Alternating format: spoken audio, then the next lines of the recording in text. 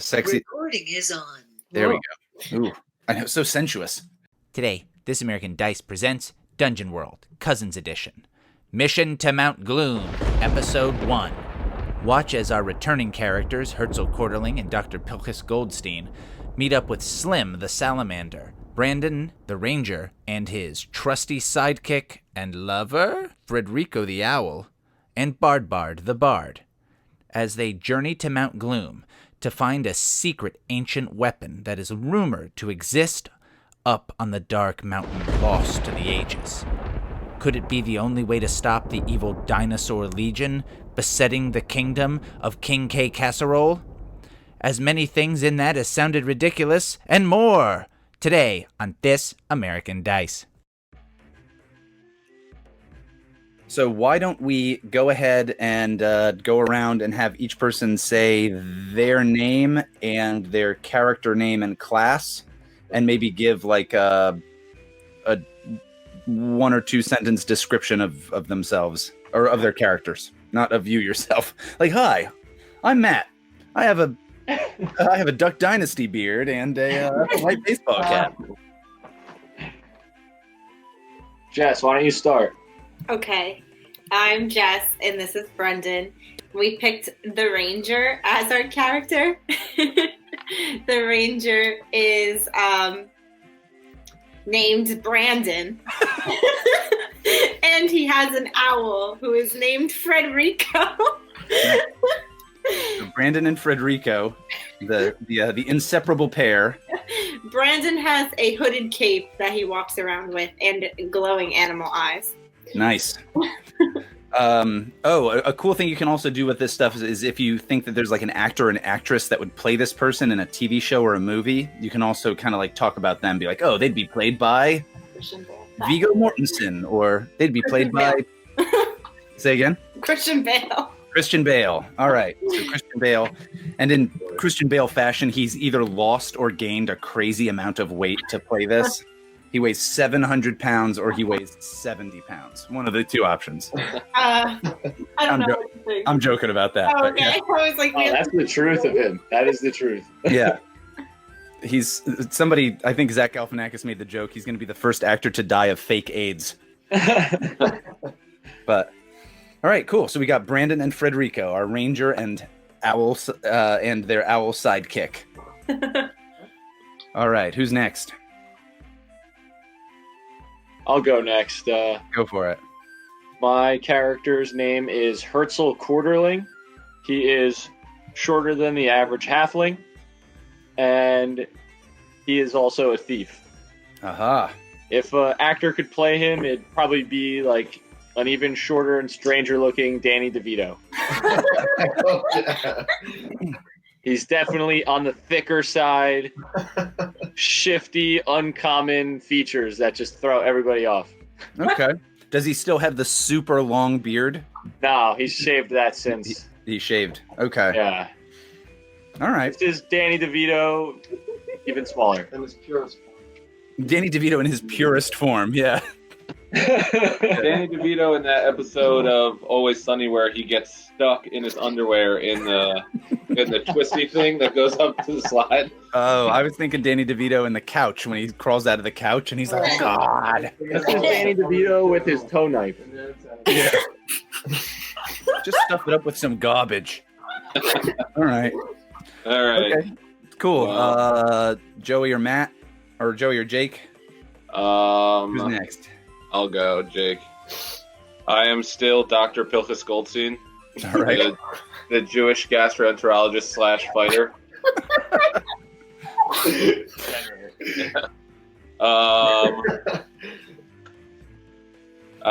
He is evil. He's an evil lineman. All right. Always good. Yeah, that's pretty much it. Big warhammer. Actor to play him. There is no actor that could play him. Gotcha. Okay. All right. We got Dr. Pilchas back up in the house. Go ahead, Joe. I'm Joe. I'm Slim Kurt Rolenstein. I'm the Immolator. I don't know how to say it. I'm a salamander magician guy. So you're like I'm a really cool lizard chaotic, person? and I have a really terrible hidden race that I don't let anybody know about.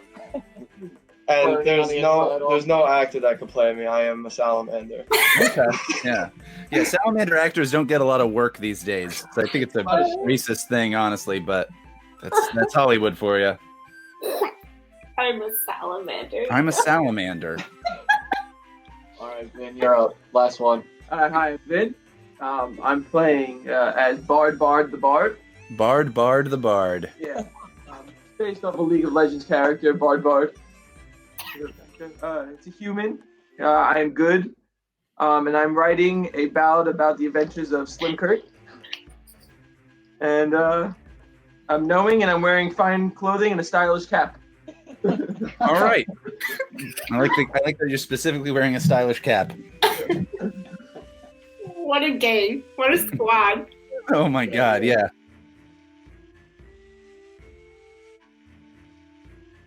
I've named this this adventure Mission to Mount Gloom. And here is the idea. Essentially, like the land that you guys are all from, the world as far as you know it, has been overrun by this enemy horde.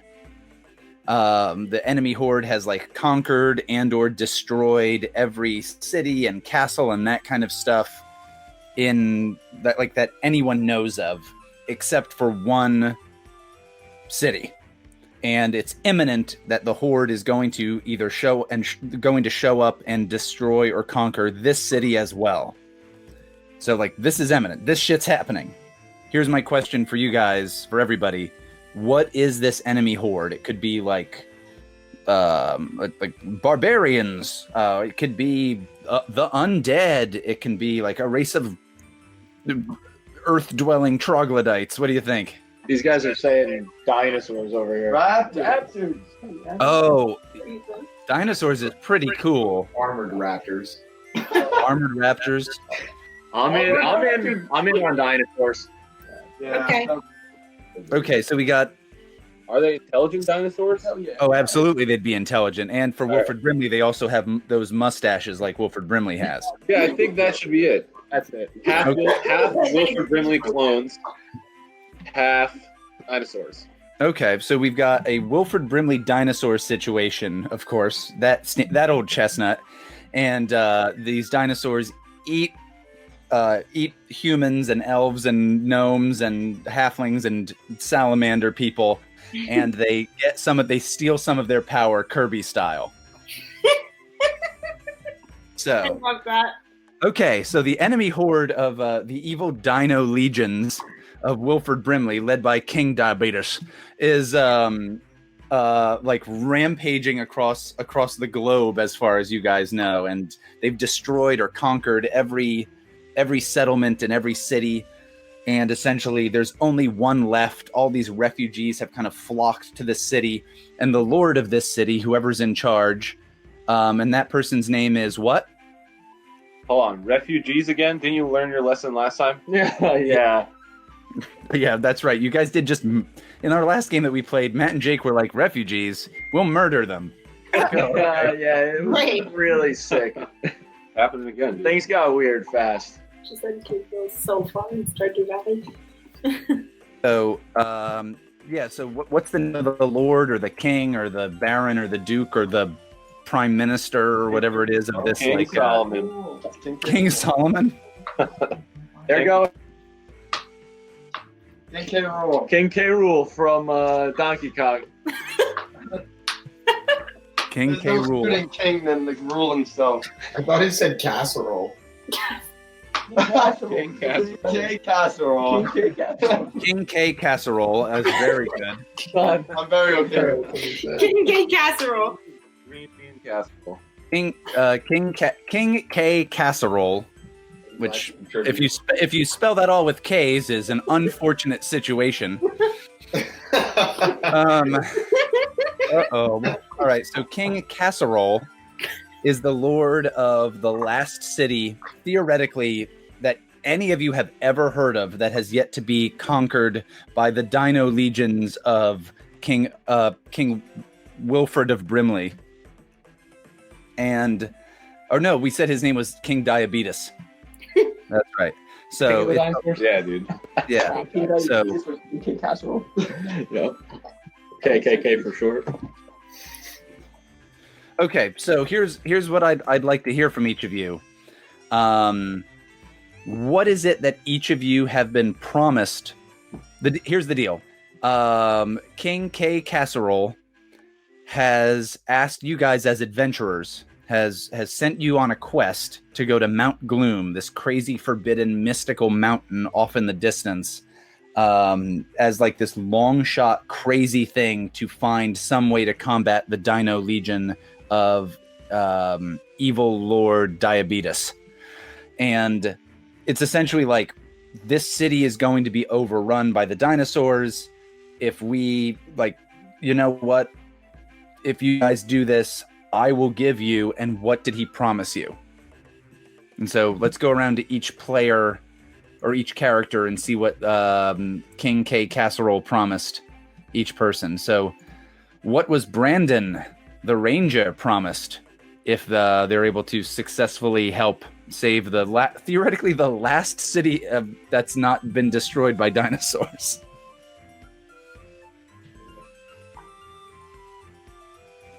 House for owl.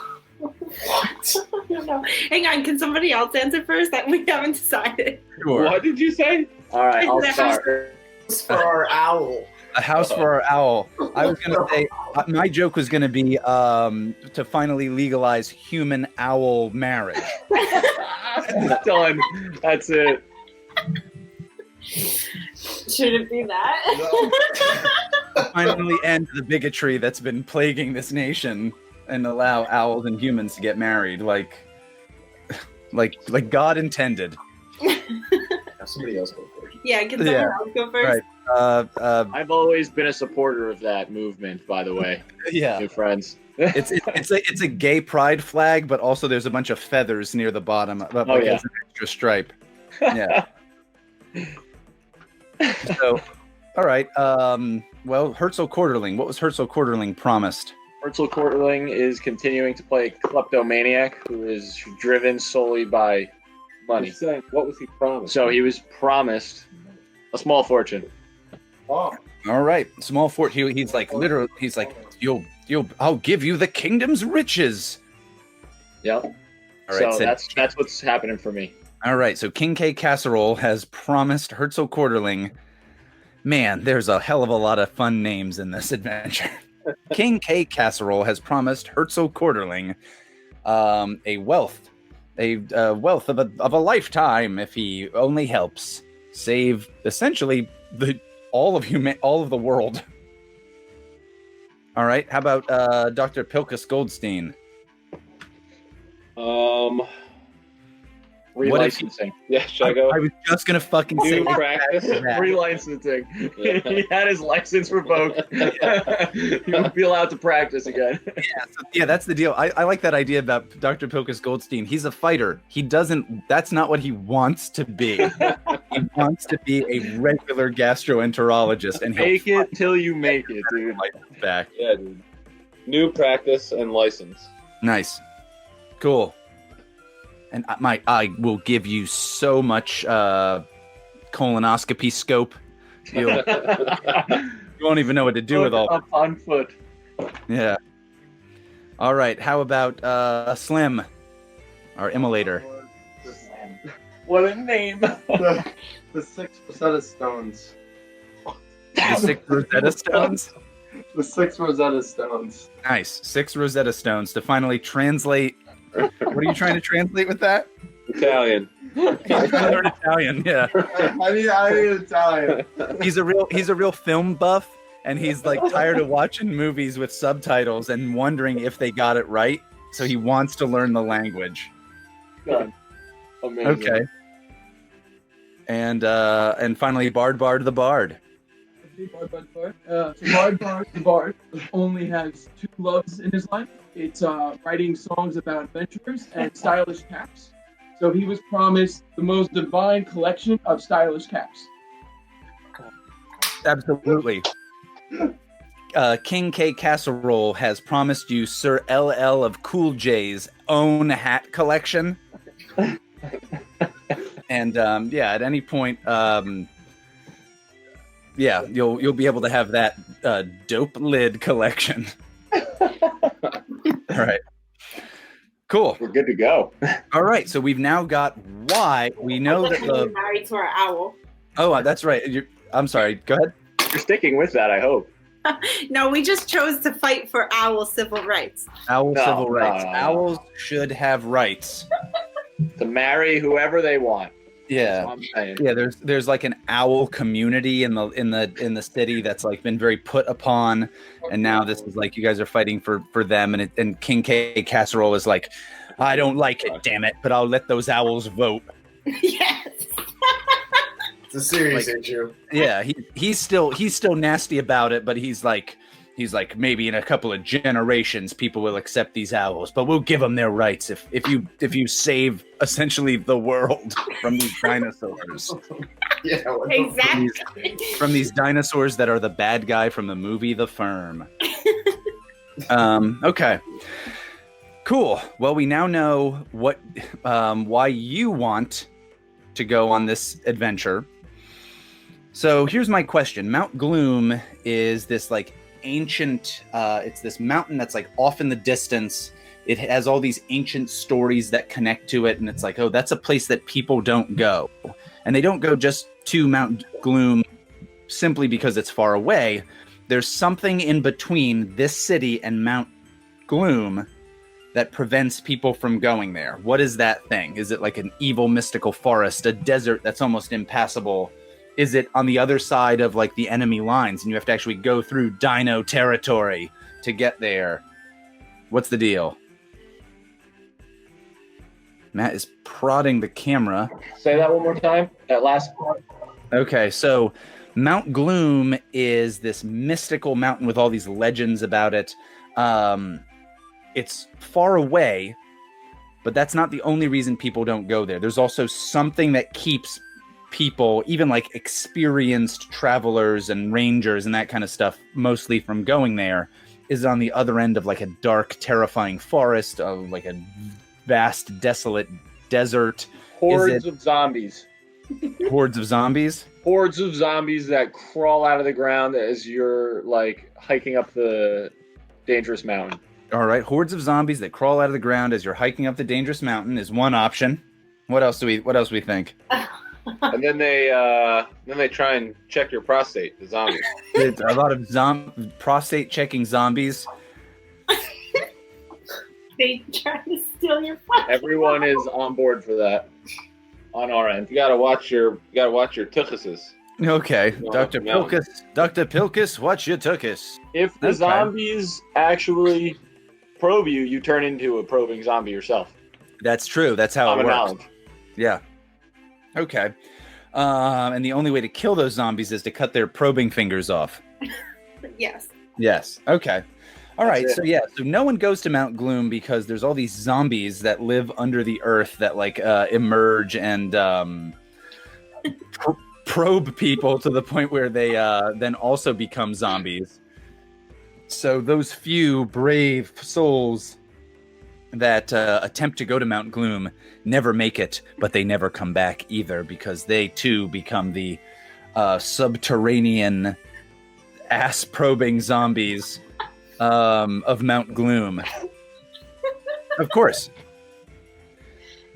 So, now that we've got all of that information out of the way, which, by the way, like, in this world, if you open a textbook in, like, 4th grade, it talks about all of this. And you're like, oh, yeah, of course you don't go to Mount Gloom. There's zombies that'll put their fingers in your ass. I mean, you gotta know. It's a serious issue. Yeah, exactly. Yeah. It's one most people could relate to, for sure. I think so. Yeah, I'd agree. So now that we've got all of that stuff out of the way, all the stuff that everybody knows about the zombies and the ass probing, that kind of thing, let's actually start playing the game. All right.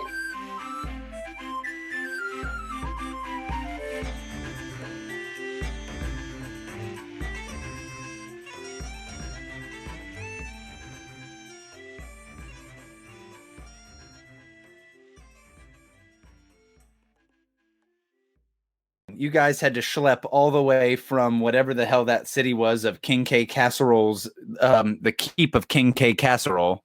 Yes. They say K sounds are funny, so I'm going to keep making them. But yeah, so you had to go all the way from his keep through the anal probing zombie area of the base of Mount Doom to get to like the actual mountain itself. This is definitely undertaking a perilous journey. So if you look on the basic moves, or actually it's called the special moves, one of the options is to undertake a perilous journey. When you travel through hostile territory, choose one member of the party to act as a trailblazer, one to scout ahead, and one to be quartermaster. The same character can't have two jobs. Well, the ranger should definitely be the scout. That makes the most sense. That does make sense. As a heads up, also, everyone will be making wisdom rolls for these, which I think is actually kind of a weakness of this move.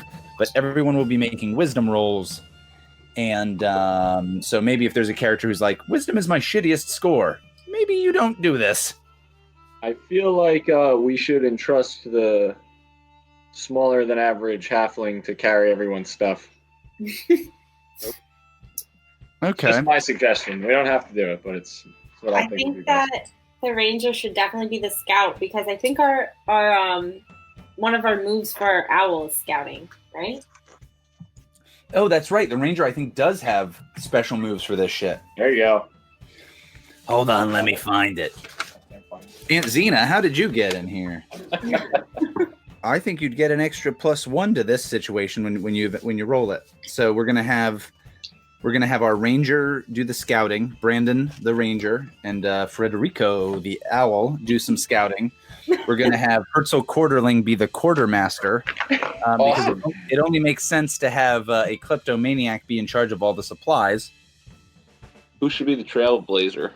So yeah, so who wants to set the pace? Who's the pace car of this this dope ass NASCAR race? I have nothing to carry. I'm a salamander. Who has my way up? Who has good wisdom? Who has a good wisdom score? I do. Wait, hold on. My wisdom's not bad, bro. What's your wisdom? You don't have to have someone do that. If you don't, you automatically fail it. Joey's leading The salamander is going to be the trailblazer. Yeah. Follow? All right, a salamander trailblazer. Sounds good to me. Okay, it's not just owls who are getting their civil rights. It's also salamanders. Slim ones. Slim ones, yeah. Fat salamanders still can't vote in this country. Yeah, this is the only country that when you go to vote, they weigh you, and they're like, no, lose some weight. Come back. Okay. It encourages a healthy lifestyle for everyone. Yeah, but it also is like kind of judgy to a certain degree. Not to a certain degree, to a very significant degree. And they push like an idea of salamander beauty that's just unhealthy. Very.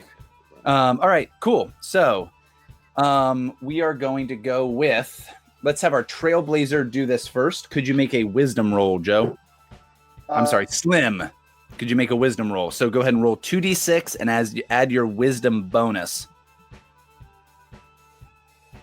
You guys are muted. 8. 8? What? All right. It's +1. Oh. All right, you got an 8. Awesome. Okay, cool. So on an 8, it takes you the amount of time you expected. So I'm saying that this is like a journey of weeks. And so, yeah, so it takes you guys like 3 weeks to get through, especially because you got to go through a bunch of anal probing zombies and make sure not to get probed because then you become an anal probing zombie. So it's going to take you weeks to do this. All right. Can we have our quartermaster go ahead and make his Herzl Quarterling as the quartermaster? Can you go ahead and make a wisdom roll? 11. 11. Dope. Okay, so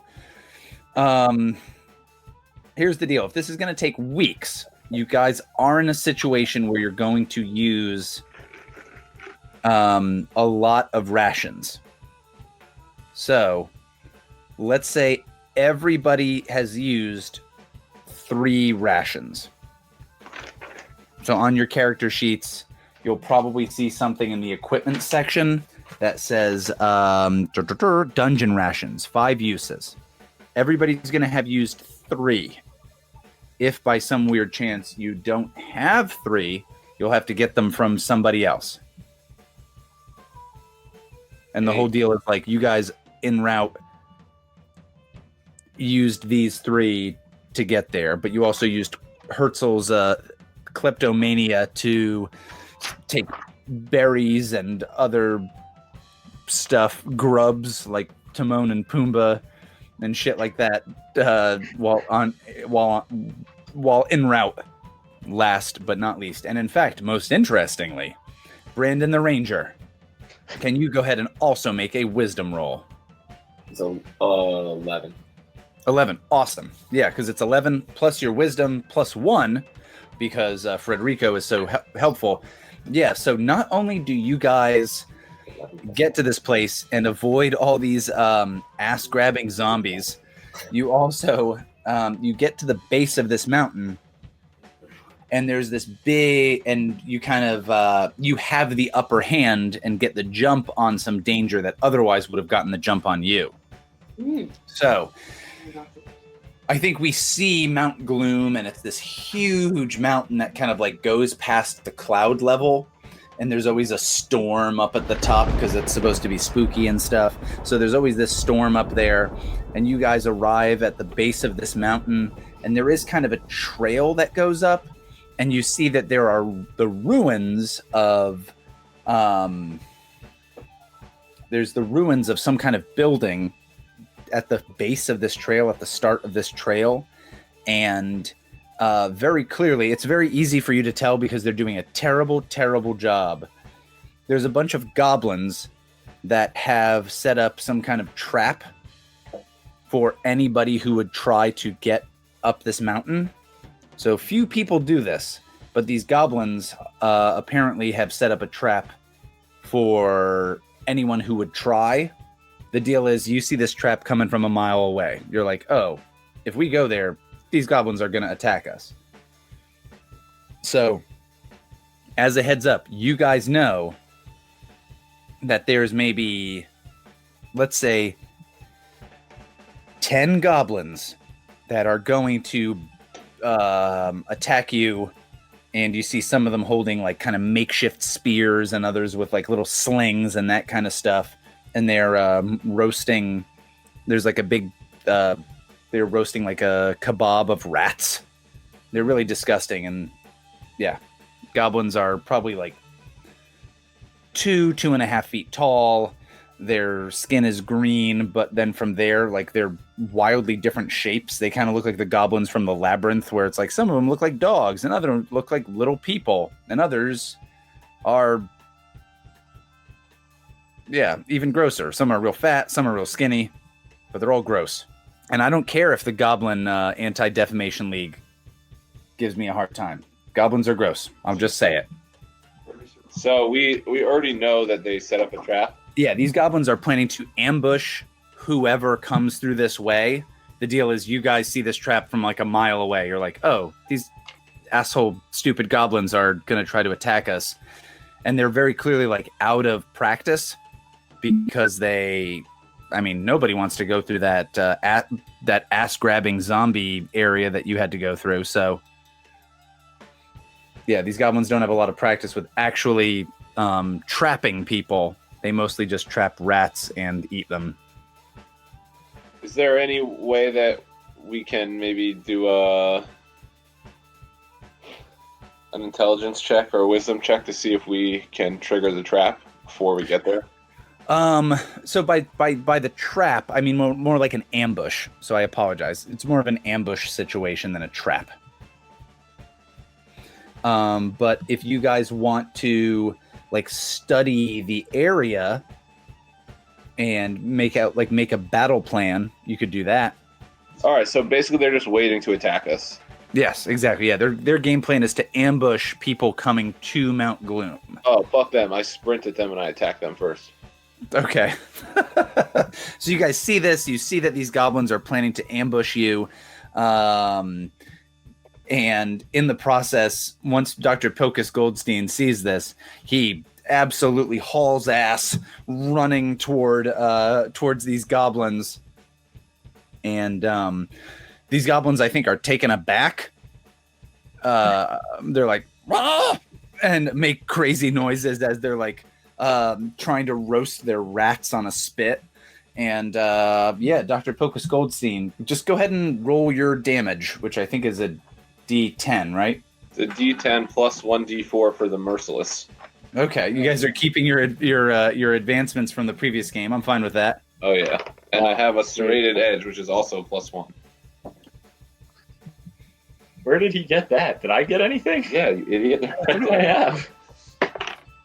All right, I got a 9 plus 1, which is 10, plus let's see what the D4 plus 1, so 11. 11. All right, so there's 10 of these goblins. How do you absolutely murder 4 of them? So you sprint into this room, goblins go, "Raw!" and then you kill 4 of them almost immediately. How does that happen? I have a giant warhammer, dude. I just swing it through their group. Oh, so in one fell swoop, you just go boom, boom, boom, boom, and 4 of them are stacked up, and you smash them against a wall, and just gross green splatter sprays everywhere. And there's people who are watching this show who are into green splatter, and they're like, "Oh, this is exactly why I watch this show." Exactly. You're gross splatter pervs. Okay. All right. Well, the goblins very clearly know you guys are here at this point. But again, you've gotten the jump on them because of Brandon and Federico's awesome scouting abilities. So what is the next game plan? Like, who's doing something next? Again, like, all these goblins are trying to get... they have swords that are like short swords that are rusted. One goblin just has like a stick with a rock on the end of it that it's like starting to whip around. Can I set them all ablaze with my fire within? Sure. So the Immolator's power, and again, I apologize to you because this class is kind of a real pain in the ass. Oh, this is going to be great. Don't worry. Guys, I got a lot of flame within my soul. Don't worry, guys. I got flames in me. I need another beer. Hold Austin, on. you drinking? Drinking and stinking. You drinking? Guys, I don't know if you know this, but as a Mormon, I don't imbibe. But no, yes, I am. I'm drinking a Duff beer from The Simpsons glass of wine. Nice, man. Because I'm classy, like I thought Frasier. that was a coffee this whole time. I thought it was coffee I thought it too. was a coffee stout, to be honest. Okay, so Joe, your game plan is you're going to try to use the fire inside you. Correct. All right, that sounds like a dope song from the early 2000s. Oh wait, no shit, Matt, that's like was your favorite band in the early 2000s, right? Oh my AFI? god, dude, AFI. He's gonna AFI them right now. He's going to AFI all over these guys' faces. So are you conjuring a weapon of pure flame? Or are you bending the fire that they're using to roast these rats to your own will? Fire. Dope. Okay, Zuko style. So go ahead and roll plus wisdom. So roll plus your wisdom modifier. Okay. So my wisdom's a 15 plus 1, and then I rolled a 9. So 9 plus 1 is 10. Nailed it. All right. So on a 10 plus, it does as you command, taking the shape and movement you desire for as long as... Yeah, this is very sexual. So you get very horny over this fire, and Real hot. you go to town on these goblins. So what happens? What happens to these? I conjure the flames that they're using to roast the rats and send the flames into all of their pores and combust them from the internals. Right? Yeah. So all of a sudden you see this fucking like the rest of these goblins, these 6 other goblins that are hanging around, fire just shoots into them and doesn't just regularly burn them like into their eyes, their nose, their mouth, their ass. Yeah, this is like an overly sexual end of Raiders of the Lost Ark, where instead of God's fury against these Nazis, it's these goblins that were sitting there having a barbecue, and now they are absolutely conflagrated. Yeah, and within moments, and these goblins only have 3 hit points each. Yeah, within a second, you guys are now alone with 4 smashed goblin corpses and like the bones of 6 other goblins. Yes, dude, they're all dead. You know, just straight up throwing them from the inside out. Yeah, they are indeed all dead. Do they have anything that looks valuable on them? Do they have anything that looks valuable on them? Go ahead, Matt, and roll for me a d20. 15. 15. Sorry, you rolled a thing that requires other rolls. Go ahead and roll a d10 twice. Oh, shit.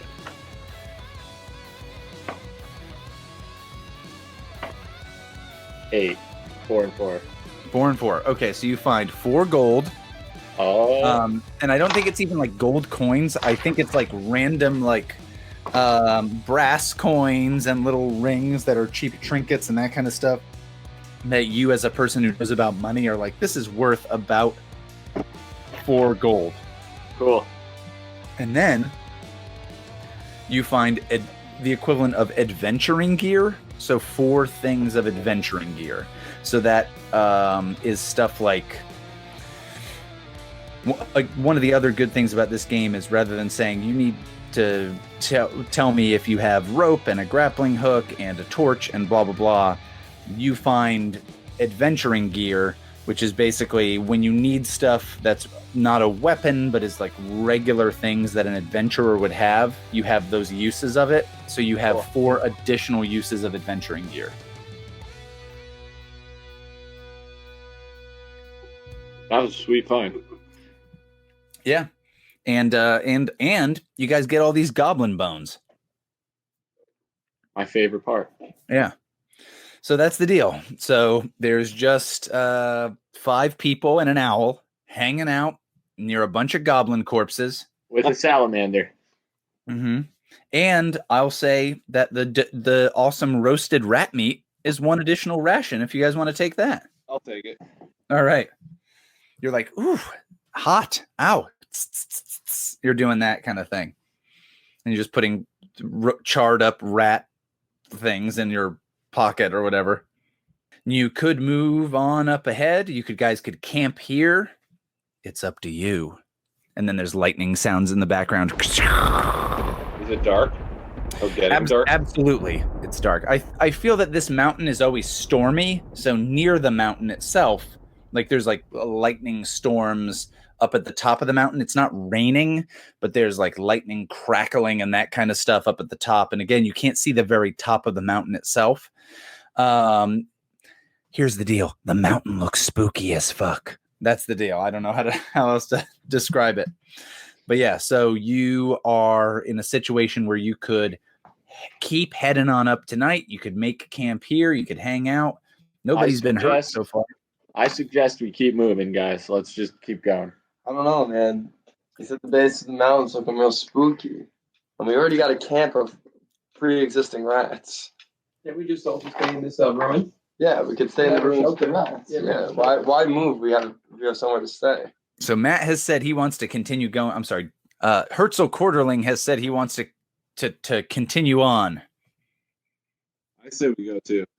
All right. So we got 2 of 5. We need 1 more tiebreaker here. What is the How about the owl-loving character? Yeah, what does the owl say? I think that we can keep going. I don't Dope. see why. Awesome. Okay. So, Federico and Brandon, or Brandon and Federico, but honestly, at this point, they're so intertwined. We don't know where the owl and the man begin or end. But yeah, so you guys are going to keep going. Okay, so the next part of this is tough, but not tough because you have to fight anything. It's just a long, hard climb up a mountain. There's kind of a trail at the base, but it's a trail that seems like it's not really been used by people for thousands of years.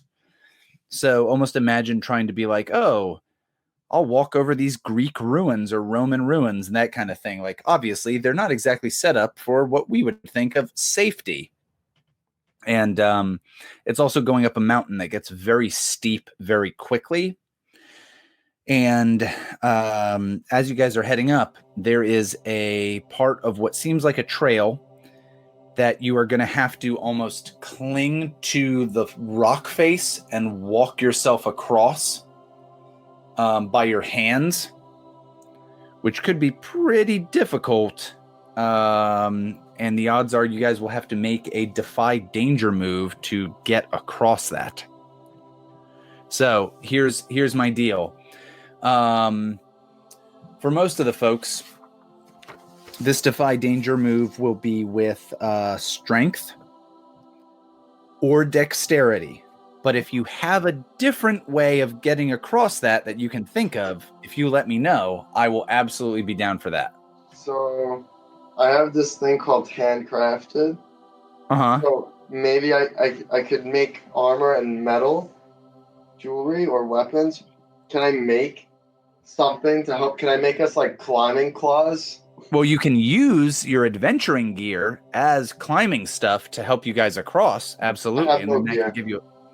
Well, I know that Matt found some just recently, so that could give you a bonus. But I don't think you have, unless you guys want to spend the time, like as Slim crafts all these items. That's for everybody. I move across it before he even gets a chance to ask me. I'm going across. With dexterity. All right. Well, so is there anybody who's doing this in like a weird way where they're like, I'm going to try to use intelligence to do this somehow? Me and Federico, I latch onto Federico and he flies me across. So you're going to try to have an owl carry you across? Give her a huge disadvantage to this roll and let it happen. Okay. So make it a miracle if she gets you wrong. Okay. I'm going to go ahead and say that you could do that with a wisdom roll, but it's going to be tough. And again, the one of the things that happens is if you don't do well on this roll, there's the possibility of falling off a mountain. Okay, should we not? I trust the owl. Go for it, Jess. Go for it. We haven't said how big Federico is. So maybe Federico's bigger than we think. It can be like the size of a barn owl. I don't know how big that is. Is that really big? Owls get pretty big. Legs. Sure. Maybe Federico is a very big owl. He's a great horned owl. What there the you go. hell is that? That's like the big one. That's the big one. He's the biggest owl you've ever seen. Still not big enough to carry a human. I think it's great horned owl, not gray horned owl.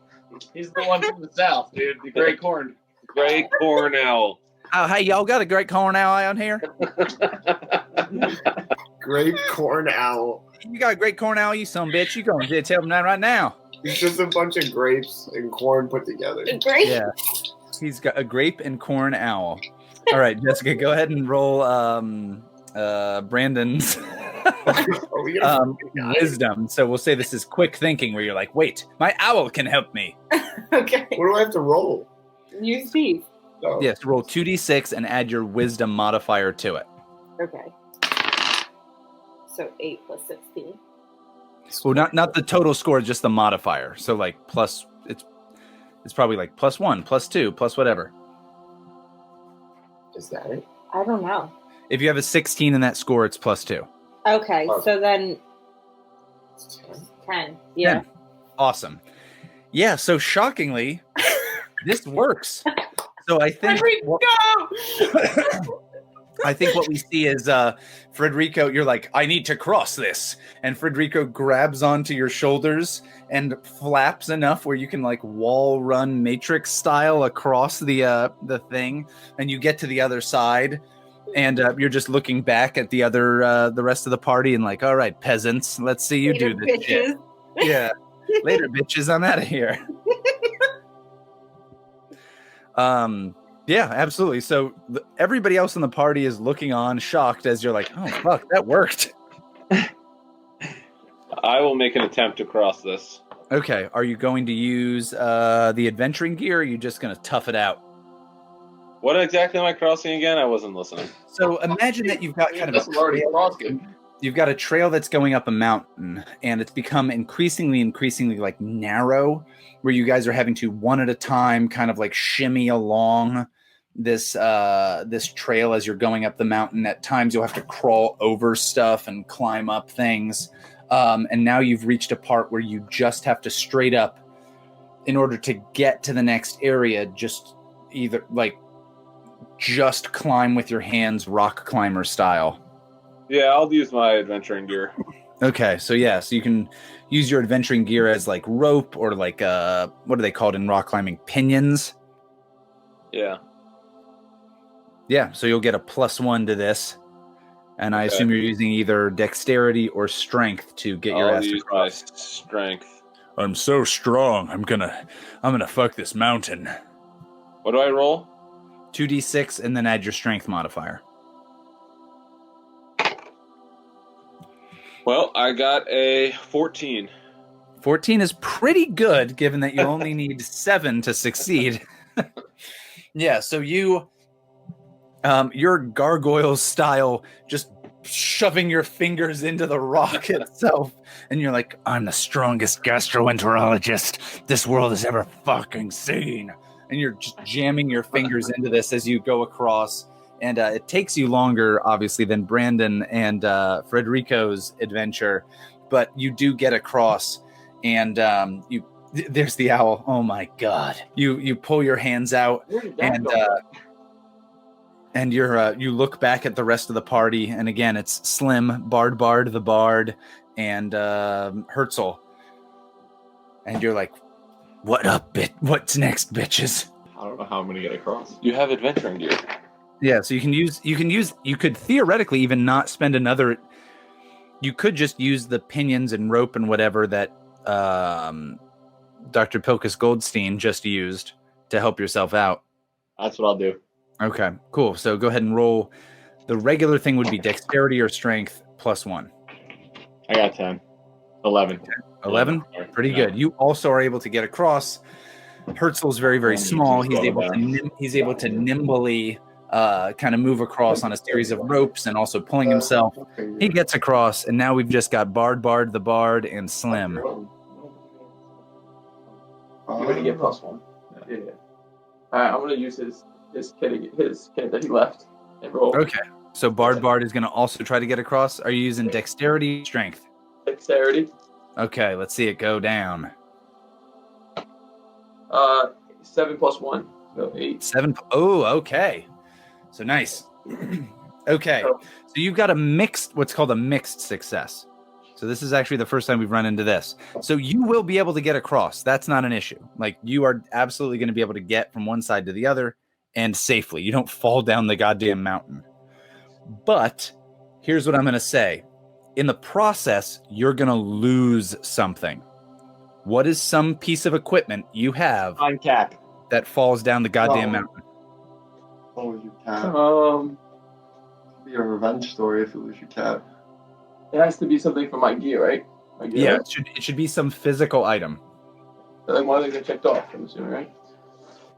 I'm gonna lose my clothing. Did I lose that? He becomes naked? It gets torn off on the rock. So, wait, so his clothes fall off? Yeah. He's like, oh shit, I'm nude now. No, did you hear what he said? How it happens? No. You gotta scooch in front of the camera. Squeeze in with Joe. It got Sit on Matt's lap. It got caught on the rock, and it ripped off. Oh, your clothes got caught on the rock and ripped off, and so now you're wearing a fine hat, but nothing else? Nothing else. Yeah. All right. Okay, I think that's hilarious. All right, so yeah, so you are depending on what the rating of the show is, either totally nude but wearing a very jaunty hat, or you're like in your bard underwear, which I assume is like Just music notes.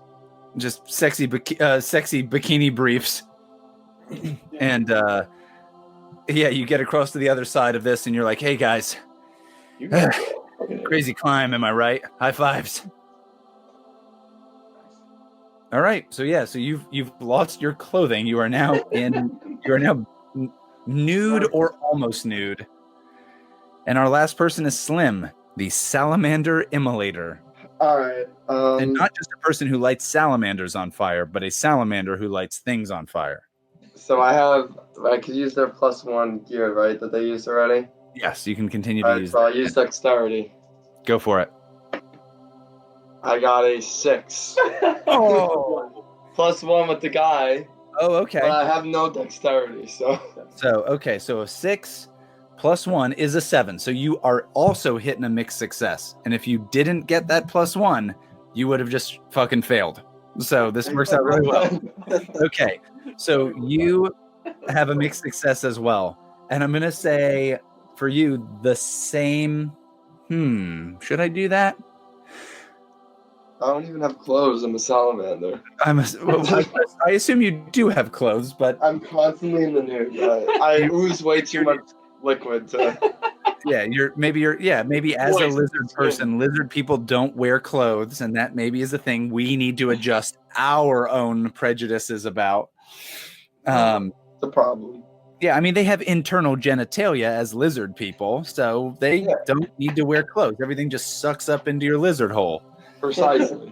Exactly. So, all right. Well, in that case, I don't want to just have you do the same thing and lose a bunch of shit, because I think that'll be boring to do that again. So here's what I'm going to do. I think you start to fall and you're like, whoa, and you're making a bunch of noise. And of course, what's that classic lizard person swear that lizard people always yell, or salamanders always yell?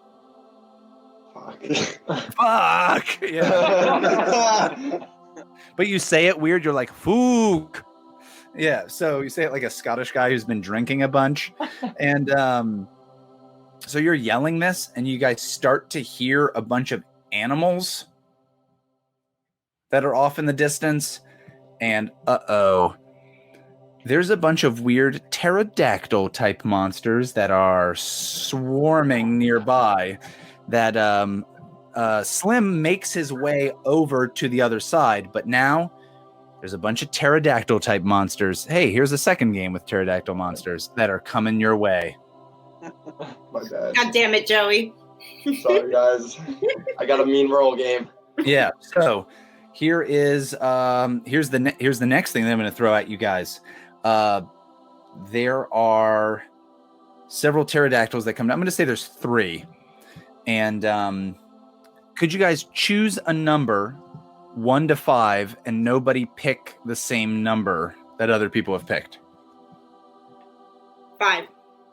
2, 1. Who picked 1? Me, Pilchas. Jake, Pilchas Goldstein. All right, and then Matt, what did you pick? 2. 2. Joe, what do you want? 3. All right, and unfortunately, Bard's got 4. All right, then. So, okay, so unfortunately, these creatures, these pterodactyl type monsters, swoop down. And there's one that's going after Dr. Pilchas Goldstein. There's one that's going after Slim, and there's one that's going after Bard the Bard. So here's my deal. I think you need to defy the danger of these things just like grabbing you with their talons and carrying you off to their nests to assumingly eat you and regurgitate you to their young. So you're going to have to defy danger. The obvious ways to do this would be with dexterity, where you just like leap out of the way. You could maybe try to fight them off with strength. You could maybe, it all depends on what, in a movie, when we see a pterodactyl come down to grab Dr. Pilchas Goldstein, what does he do to try to stop that? I'm attacking these bitches. Okay, so you're just going to like try to fight these things off for a minute? Yeah. Okay, so go ahead and roll strength in that case. 2d6? Yep, 2d6 plus your strength modifier. 8. 8. All right. So, You're able to kind of fight this thing off, and it is going to, in the process, where the hell are all the dice that I had over here? It, in the process, is going to do 7 damage to you. Oh, dude. As its talons rip into your flesh. So really, 5 damage. Yes, yeah, so really 5 damage. But yeah, this thing really gashed you up pretty good. Jesus. All right, and then you swat at this thing with your hammer to the point where it's like, and it flies away. It's like, okay, it's had enough of that business. All right. Meanwhile, Slim or Bard, what are you all up to? I assume neither of you is like, yeah, I want to be kidnapped by pterodactyls. You mute that one. You unmute this one. Oh, wait, and fuck, they're pterodactyls with Wilford Brimley mustaches. Okay, so we talked about the pterodactyls and as dinosaurs being semi-intelligent. I 100% we talked about agree. that. So does that mean they have like their own language, like their own tongue? Oh, absolutely. Yeah, they're Wilford Brimley dinosaurs. I have a question for you then. I have a songbook in a forgotten tongue. Can I attempt to sing to them so they don't come to me? Of course you can, yeah. So you want to defy danger charisma? 100%. I'm down. I love it. Cool. Go ahead and roll charisma or roll 2d6, add your charisma bonus. I'm excited for this. Oh, I rolled 5 plus 2, so it's 7. 7. Okay. Cool. And if you had to compare this music, this pterodactyl song, to an artist we might know, who's awesome? Yeah, I can just do it for you if you'd like. Awesome. Okay.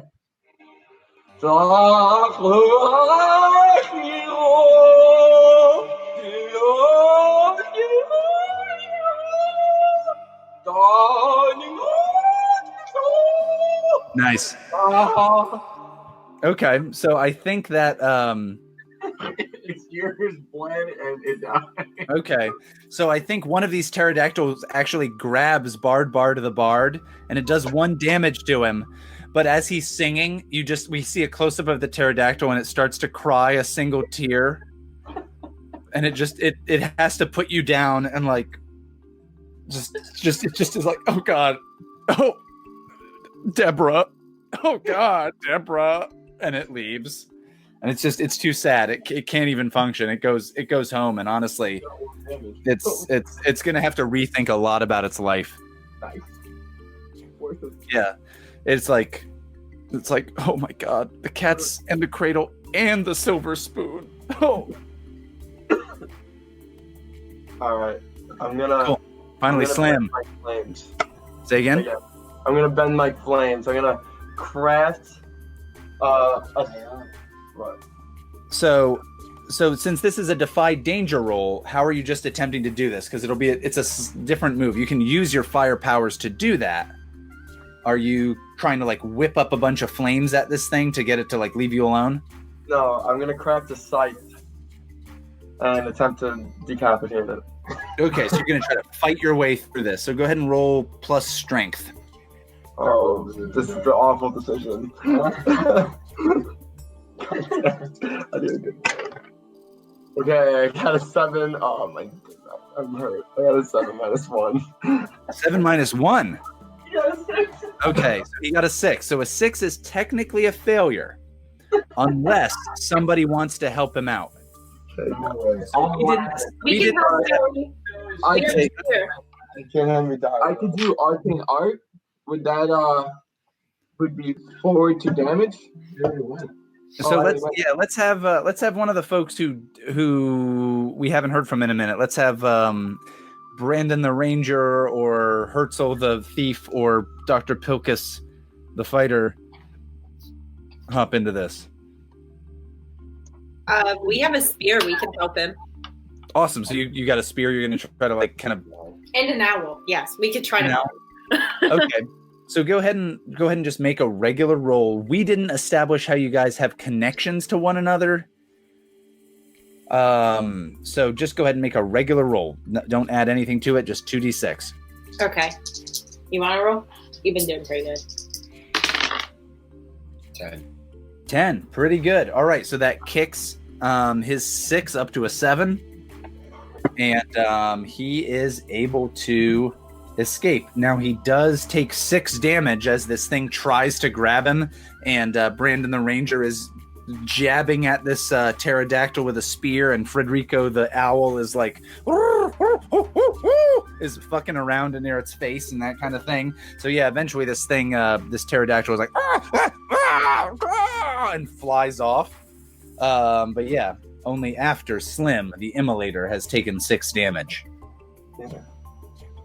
So you guys have made your way up this mountain a bit, and you guys are now getting to the point where you can see like the level of clouds. You are so high up this mountain that you can basically see, like, pretty soon we're going to be in this area that, like, literally we won't be able to see the ground below us.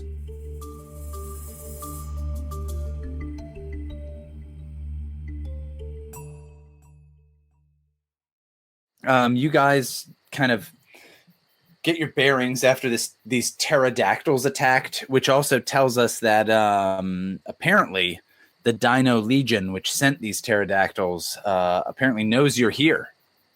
So who knows if you will encounter other dangers from them. But you find yourselves at the mouth of a cave. So it's kind of a cave that goes into the side of this mountain. Inside, it's very, very dark, and it smells bad.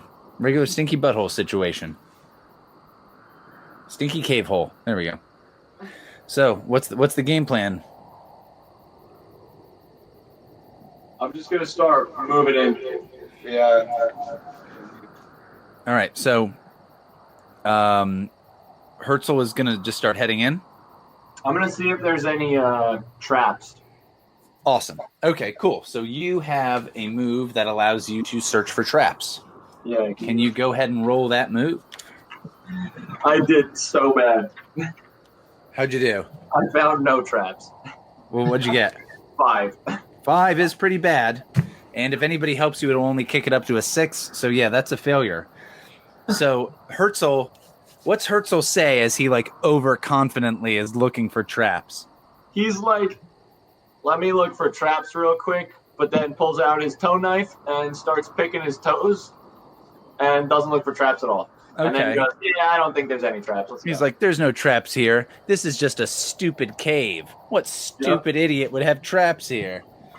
And that is when a beast leaps out and attacks Herzl. So that beast is specifically a bear-like creature with the feathers and head of an owl. My God, an owl bear, if you will. Matt, could you roll a d10 for me? Not good. Not good. What'd you get? 4. 4. Well, this is the damage you're taking, so rolling low isn't bad. So you're going to take 4 damage as this owl bear leaps upon you, and I think it grabs you in its mighty beak. So this is apparently this cave is the den of an owl bear, and you hear like a combination of roaring and like whoo, so like whoo, some kind of weird combo of the noise of bear noise and owl noise. Herzl's gonna scream, "Oh, there's fucking bear owls in here!" So Herzl screams about the bear owls, the owl bears, and it's kind of shaking him. And it's going to try to go back into the cave. Jessica, what's up? Can we have Federico try to reason with the bear owl to let us pass safely? So you are an expert animal handler, and you specifically know about owls, which is one half of owl bears. So I attack the owl bear before she can reason with it. What the fuck? So I want to give her a shot for this, of like maybe you're making some owl bear noises to kind of just like change its mind. So it seems like what you're trying to do actually is protect Matt. So there's a role that's called defend, and to like physically defend him, there's one thing, but we could do this maybe as defying danger. No. Yeah, so this could either be defend, which is more of a physical thing. Honestly, that's the thing that makes the most sense. But I would so let's have you do this as a defend roll to defend Herzl Quarterling. So when you stand in defense of a person, item, or location under attack, roll plus Constitution. So go ahead and roll 2d6 and add your Constitution bonus. We got 7, so 6. 6 is not good. Okay. So does anybody want to help them stand in defense of Herzl? Yeah, I attack the owlbear. Okay, so let's have Dr. Pilchas help out. So go ahead and just roll 2d6, just regularly, no bonus. 10. 10 is pretty good. All right, so that kicks it up to a 7.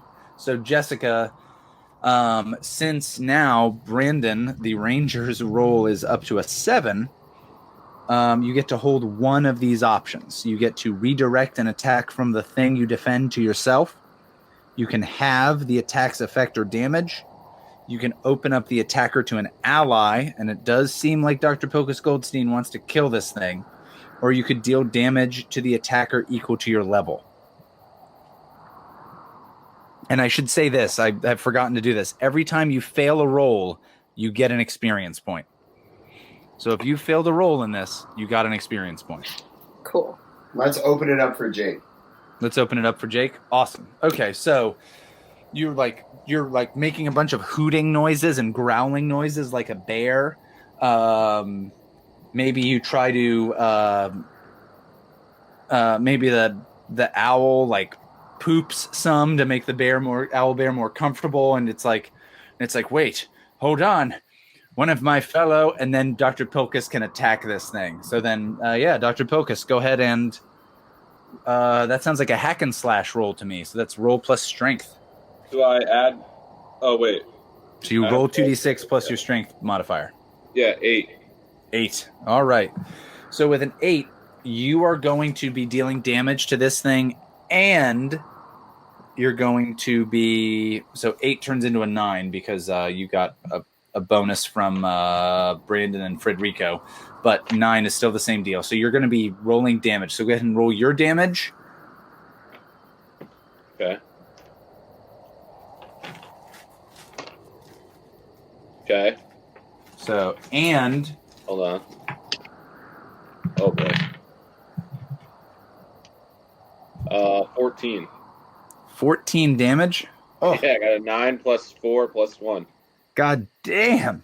All right, so this thing's going to do 3 damage to you. How does this go where you kill this owl bear? Again, dude? Yeah. So it You does tell 3 me. well, I can if you don't have any ideas, but if you have an idea of how this looks awesome where you murder an owl bear. Right in his owl bear nuts. Hit him with the hammer. All right, One owl nut, one bear nut. Yeah, yes, that's the thing. It's one owl testicle, one bear testicle. They're very mismatched.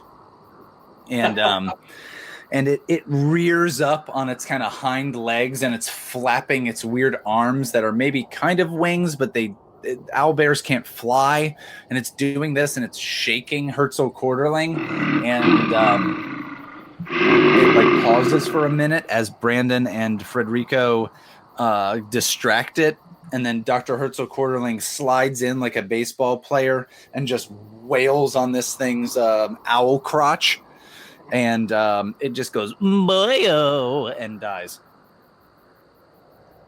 Pilchas Goldstein. I'm sorry, yeah, Dr. Pilchas Goldstein slides in like a baseball player, wails on this thing's owl crotch, and the owl bear goes boyo, and it dies and flops over, spilling Herzl Quarterling out of its mouth. So I think that in that case, you hear a roar from the inside of the cave, and a second owl bear comes charging out. And it charges right towards y'all, and I'm going to need everybody to make a defy danger roll not to be essentially bowled over by this thing. Depending on what your game plan is to not get knocked over, possibly knocked off a mountain and injured, you're going to have to roll different things. So if you're like, I'm just going to stand there and I'm so strong, that's could be strength or constitution. If you're just going to take it, if you're going to like leap out of the way, that's probably dexterity. If you've got another option that could work with some other things, but yeah, everybody's going to have to make this roll. 2d6. 2d6 plus whatever. So tell me how you're planning to not get bowled over by this owl bear, and then we'll figure out what you got to add to it. I'm just gonna stand there. Sometimes you gotta take one, you know. Okay, that sounds like Constitution. So, Dr. Pilchas, go ahead and roll 2d6 plus Constitution. So I got a 9. 9's not bad. Roll in between everyone's legs because he's so small. That sounds like a dexterity kind of thing. All right, done. 9. Also a 9. Okay. I'm gonna do the Constitution and stand there. Oh, you're also gonna tough it out? Yeah. Okay. The classic bard. I'm just gonna take it. Naked.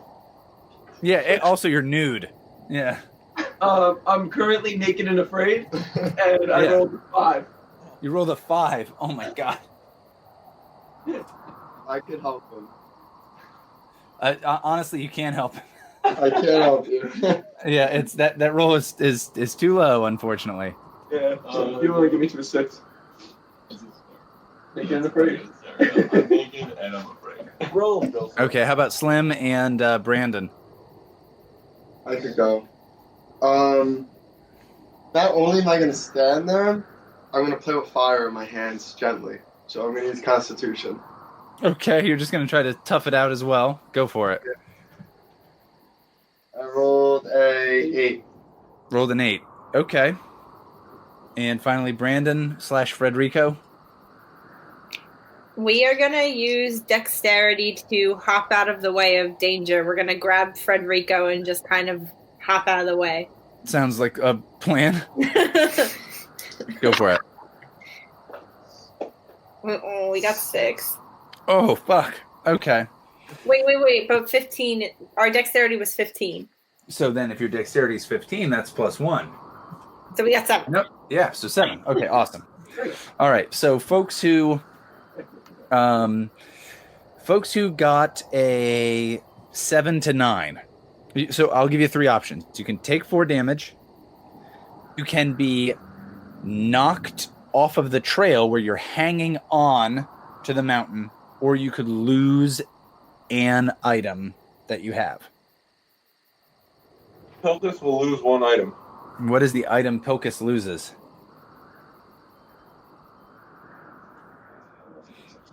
I'm gonna lose my antitoxin.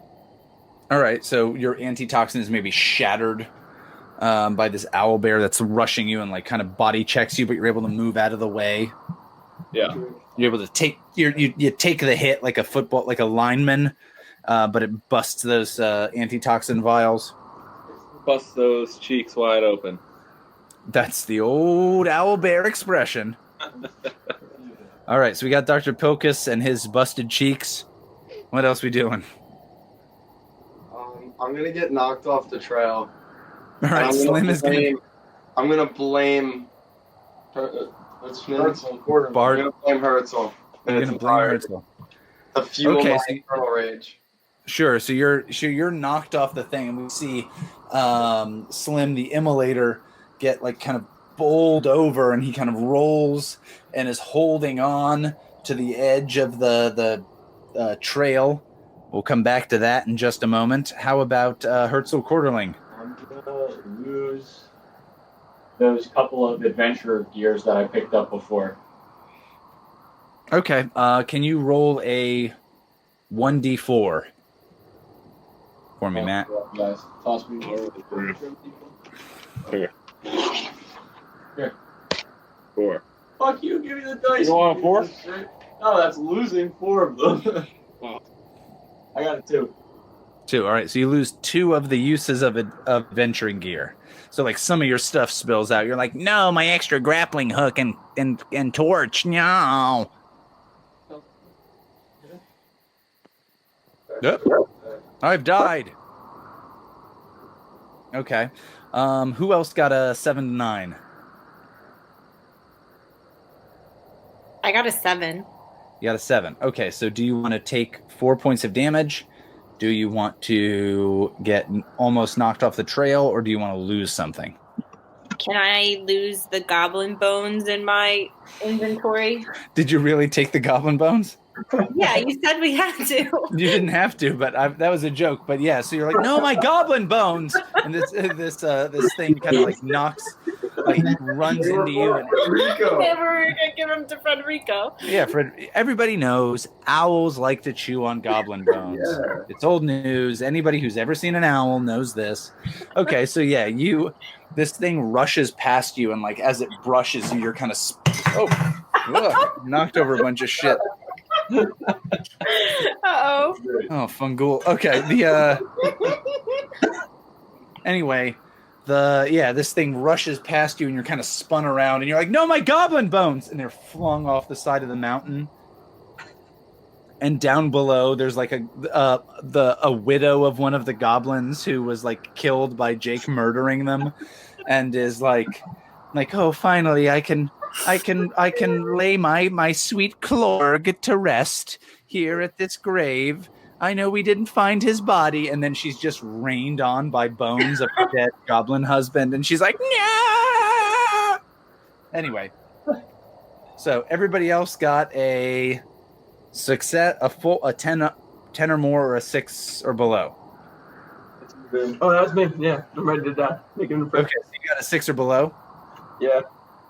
Okay, so I think that in that case, you take 7 damage, which is a lot, especially for a nude bard.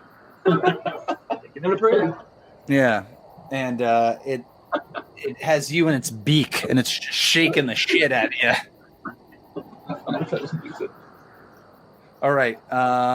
So that's the deal. Is at the moment, the bard is like in the beak of this owl bear, and it's just shrieking.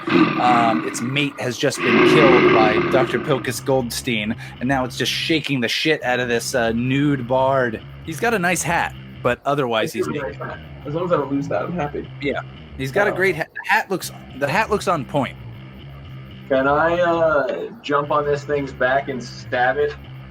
Absolutely. Go for it. So this is a hack and slash roll for Herzl Quarterling, the thief. We're just being totally chaotic about it. Go for it. Do your thing. Rolling 2d6, 8. What am I adding to the hack and slash? Hack and slash, you had your strength modifier, unless, what weapon are you using? I only have a dagger and a bow. So my dagger, my toe knife. Your toe knife. So you're using your toe knife. So yes, that's just strength. What did I roll? Unless as a halfling, you get bonuses on thrown stuff. Yeah. Do you want to just throw the toe knife at him? Yeah. I fucking throw this thing like a ninja at him and roll a 9. Okay. Well, if I do that, it's fucking 10. Yeah, exactly. That's what I thought. So okay, so you do that. So this is a volley roll, actually. So it's a 10. Awesome. Yeah. What's your damage? I got to roll. Yeah, go ahead and roll your damage. D8. D8. I think the orange one. Yeah, I think so.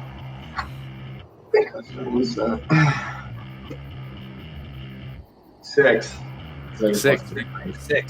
Okay, so you throw a toe knife at this thing, and it reacts like. It's an owl in the bear. I have no idea what that noise would even be. Who knows? It just farts for 15 minutes. But yeah, it still has Bard the Bard in its grip, and in its beak. And I'm going to throw this out. If somebody doesn't, including Bard, if somebody doesn't get this guy out of there, I'll probably chomp him in half. So, does anybody, including Bard, want to stop that? I'll make an attempt. Who's making an attempt? Pilchas. Dr. Pilchas Goldstein here. All right. Yeah. So what's his game plan? I'll hammer the thing. Okay. Yeah. That's true. And it makes sense that he has a hammer because he's got one move, hammer. Yep. So it's like me sexually. I got one move and that's it. Okay, so you're just attacking this owl bear? Yeah. Awesome. All right, so go ahead and roll your hack and slash. So 2d6 plus strength. No, 10. 10 is pretty good. All right, so you run at this thing. Do you want to do extra damage but open yourself up to attack? Yep. All right, so go ahead and roll an additional, what is it? 1d6. All right. So roll your d10 and a d6 and your d4 for merciless. 16. 16. Damn. All right, so this thing is going to do 7 damage to you in turn. Oh, damn it. I'm half dead. But tell me how you kill this thing and save Bard the Bard from being chomped in half by an owlbear. Will my strike also do damage to Bard? I assume no is the answer, but yeah, no. Damn it. Do you want to? Yeah, go for the nuts again. So you just attack this owlbear again in the crotch. Yep. Okay. Yeah, sure. Because he's in his mouth, I can't have him in the head. Okay. So yeah, so He's obsessed with this one large nut, one small nut. maybe you spin around with this hammer like a discus thrower and you just fling yourself into the thing and you just dive through its chest. Sounds good to me. And it just goes, "Oh!" and it flings out Bard, and he's like, "Ugh," covered in owlbear saliva. Again, totally nude, but wearing a giant hat. And meanwhile, this owlbear is now it's scratched the fuck out of you as you flung into it. But yeah, its chest is entirely caved in and it breathes its last. And Brandon, who speaks some owl, and Federico, who is an owl, you hear this thing go, "But this was our honeymoon."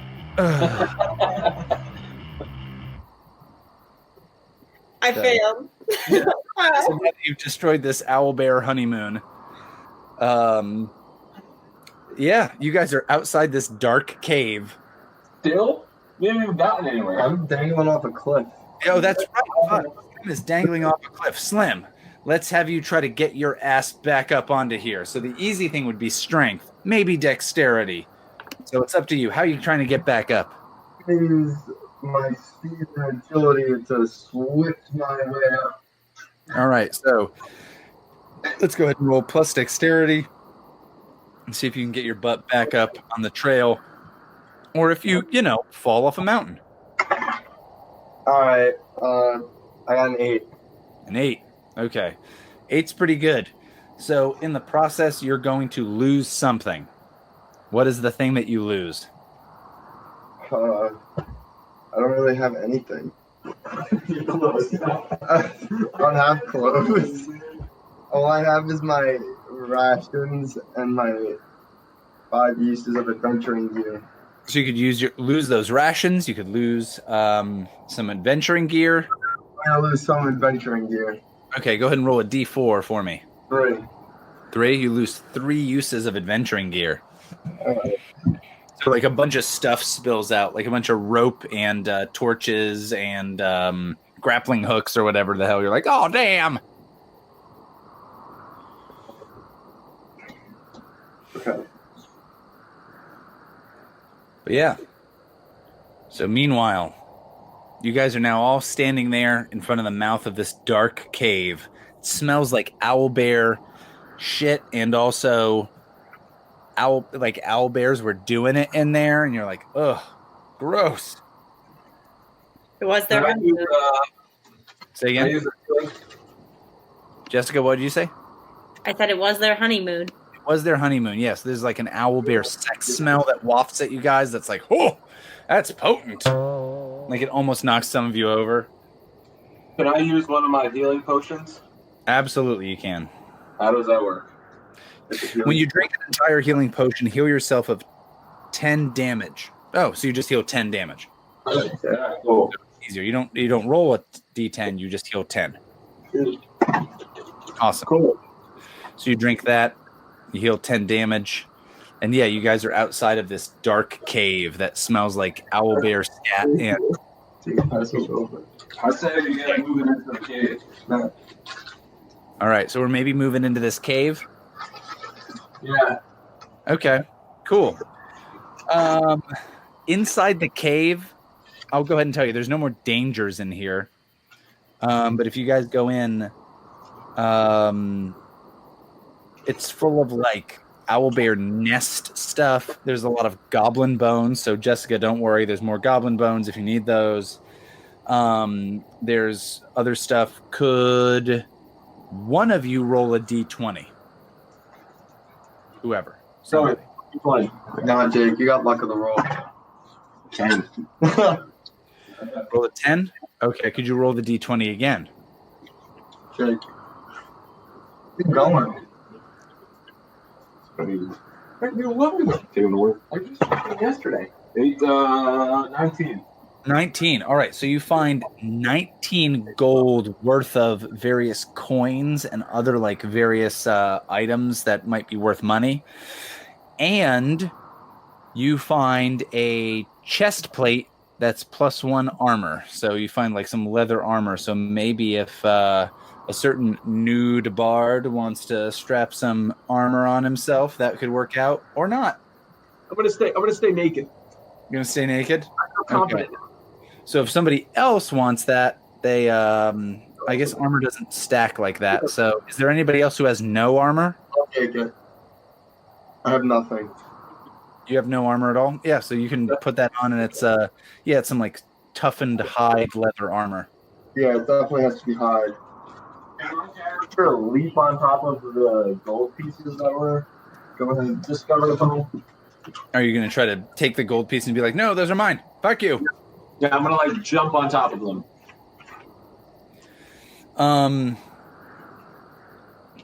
Sure. That's it. I did it. They're mine. All right. All right. If everybody else is okay with that. No way. I think that Federico should take 1 gold piece from out of Matt's arms. Just swoop in and take 1 piece. You hear like, hoo, hoo, hoo. And, you're like, no, my gold pieces.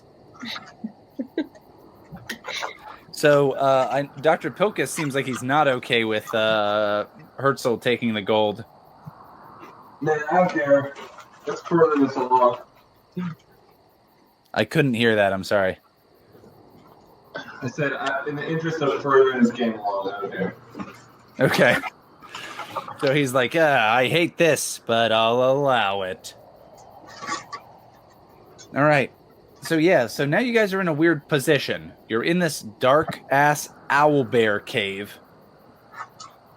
It's full of owlbear scat and other stuff. And that's it. You found everything that's valuable. What the fuck now? Is there anything that we can see? Can we go any further, or that's it? It sounds like Dr. Pilchas Goldstein is trying to, like, carefully look at his surroundings, right? Yeah. Okay, go ahead and roll a Discern Realities. That's a plus wisdom roll. Oh, goddamn it. Dude, be careful with that computer. It's fucked up. That was 2d6? 2d6 plus wisdom, yes. Thank God, 9. What'd you get? A 9. A 9. Okay. So you get to ask one of the Discern Reality questions, which include what happened here recently, what is about to happen, what should I be on the lookout for, what here is useful or valuable to me, who's really in control here, and what here is not what it appears to be. I'm going to go with what here is not what it appears to be. All right. So the owlbears have been burrowing into part of this. So it's a naturally formed cave. but the owlbears have been further burrowing in to get this closer.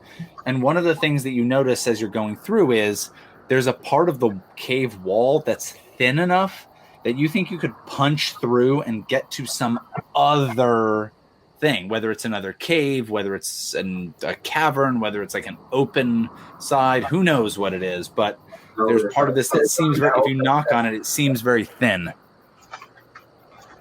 All right, can I hammer through it? Absolutely. If you just bash through this, yeah. Classic hammering, classic hammering. Yeah, so here's another question I have for you guys. How the fuck are you seeing anything? I'll conjure up flame. Ooh, okay. So let's have you, just for fun, as an Immolator, if you're conjuring up a flame, can you roll whatever the hell it is that you have to roll for that? What, a 2d6 is what you say? It's 2d6 plus. Suko style, right? So, Are you conjuring a weapon of pure flame, or are you just conjuring up some fire? I'm just conjuring up some fire. So plus wisdom, yeah. Wisdom? Yep. Okay.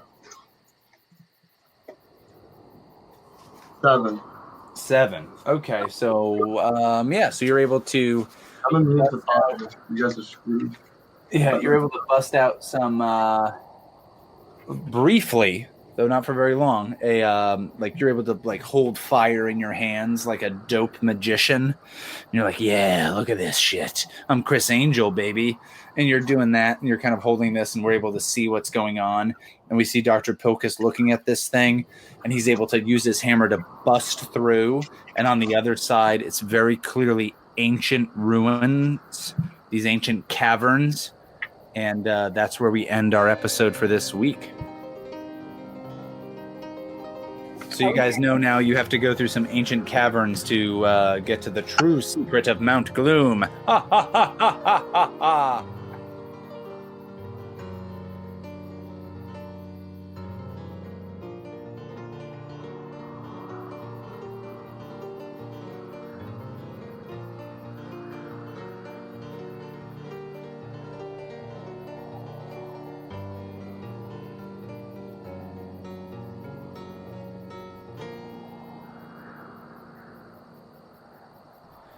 Thanks for listening to This American Dice Presents Dungeon World, Cousins Edition, Mission to Mount Gloom, Episode 1. Our cast for this episode included Matthew as Herzl Quarterling, Jake as Dr. Pilchas Goldstein, Jess as Brandon and Federico the Owl, Joey as Slim the Salamander, and Vinnie as Bard the Bard. Your Dungeon Master was Austin. Dungeon World is a game by Adam Koebel and Sage LaTorra, if I'm saying that correctly. Music for this episode included Land of a Folk Divided by Midair Machine, Medieval Abstraction by Lucas Perny and Miloslav Kollar, and H. Werewolf and Quaalude by Cowpay. Be sure to join us next week for another exciting episode of This American Dice. Originally, when Brendan and I were playing as separate people, I was going to be the paladin. One of the options for the paladin names was Titanus. Nice. I was going to be that. There was I went through a phase where I was looking up a bunch of history of Rome stuff, and there was an emperor of Rome who was only emperor briefly, but his name was indeed Pupianus, like Poopy Anus. Maybe at that time, the closer your name was to Smelly Butthole, the better. Yeah. My name's Smelly Butthole the Third.